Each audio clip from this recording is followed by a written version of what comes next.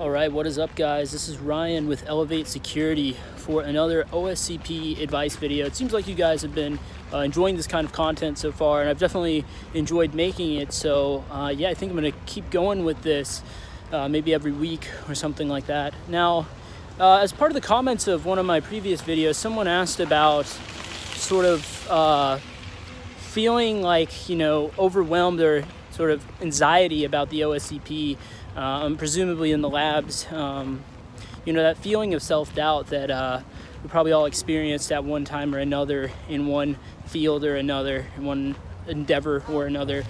So I really wanted to break that down and hopefully give you guys some pretty solid advice that could definitely help you with OSCP or even with anything beyond that as well. So this feeling of, being overwhelmed or feeling like, you might not be good enough, you might not be cut out for it and stuff like that. Obviously that's something that it exists in your mind. It's a part of like a mindset thing. Now, the biggest mindset issue with that is your identity that is holding you back. So you need to change your identity and basically change the person that you view yourself to be. Now, there's multiple ways that you can do this, and different people fall into different camps as far as how they, go about achieving this. So I'm going to give you guys the way multiple camps, do it, and you can sort of pick and choose, maybe try them both and see what works best for you. Now, the first way is that of sort of really forging like this iron discipline and really just pushing through it and just charging forward. People in this camp, they take like a pretty hardcore approach, a more hardcore approach, let's say, maybe sort of rooted in Stoic philosophy and stuff like that.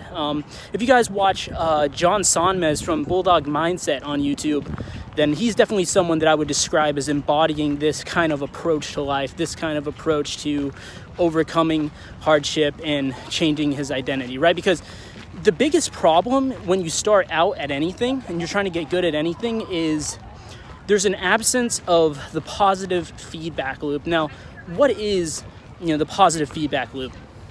And basically, the positive feedback loop is like that reward that you're not going to experience when you're not good at something. Like, for example, you first start a business, it's going to be perhaps even years until you see any kind of monetary return on that business, right? For the longest time, you're not going to be making any money. If you start going to the gym, it's going to be a lot of time spent going there and not seeing any results until you notice a change, right? So there's going to be an absence of the feedback loop in the beginning. Now, similarly with the OSCP, when you first start it, if you are very at the beginner level, then there's going to be an absence of the feedback loop for a while. You're going to spend a lot of hours working on boxes and not getting shells, and it's going to be a little bit, overwhelming, a little bit, you're going to feel like there's going to be that self-doubt, naturally, because your identity is, I don't know how to do this, and your actual skill is, you don't know how to do this yet, right? So you need to, as quickly as possible and as efficiently as possible, get yourself in a position where you can experience that positive feedback loop, because the first time you make your sale in your business, the first time you start to notice that ab definition coming in at the gym, the first time you start rooting some boxes in the OSCP, you're going to get a lot more motivation from that feedback loop, and then it's going to be a lot easier, a lot more effortless to keep pushing on. Now, going back to what I was saying, the first camp of people, they choose to sort of bulldoze their way through. They spend a lot of time really honing their mindset and just really pushing through, doing a lot of physical challenges a lot of times. Like, John Sonmez, he runs marathons and stuff like that. He does a lot of really, tough stuff physically, and always makes sure he follows through on all his commitments, and really trusts his process, follows his systems no matter what. And, that allows him to in these tough situations be able to push through, keep pushing through, and it's going to be very difficult, and he knows it's going to be difficult, but he's just going to keep pushing through until he sees results. And then once he sees results, it's a lot easier to justify keep on going, because that's the positive feedback loop. Now, with that being said, there is also a second way to tackle this, a second camp, and this is actually the camp that I prefer personally. But try them both. Try one. Try. See what's right for you.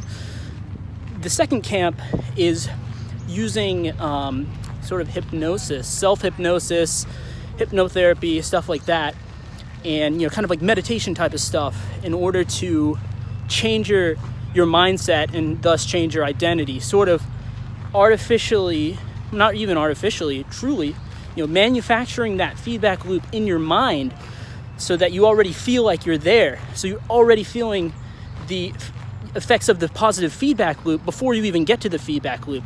If you can manufacture that feedback loop, then regardless of whether you are already successful there or not, you're already going to be getting the benefits of the sort of keeping yourself going, because you know that you're enough, that you can do it, So how do you do this, right? Well, you should look into self-hypnosis and stuff like that. I know a lot of it could seem like shady magic quack stuff, but no, a lot of this stuff, there is that kind of info out there, but there's also some really legitimate information on it too. And I mean, call it for what you will. Your mileage may vary, but in my personal experience, this has really worked out for me in a lot of different situations. In fact, when I wanted to get into security, this is one of the things that I did. I used self-hypnosis to tell myself that I was already a security professional. And I think that, because what you think in your mind, what's up here, this is like your fortress, right? And if you can truly believe something, then that affects how it manifests in your actions, right? How you come across, how you communicate, the air of confidence and all like that. It all works in tandem with each other. So personally, I think that helped me with interviews, being more confident, because in my mind, I was already there. I was already someone that was going to be in this field doing this stuff, right?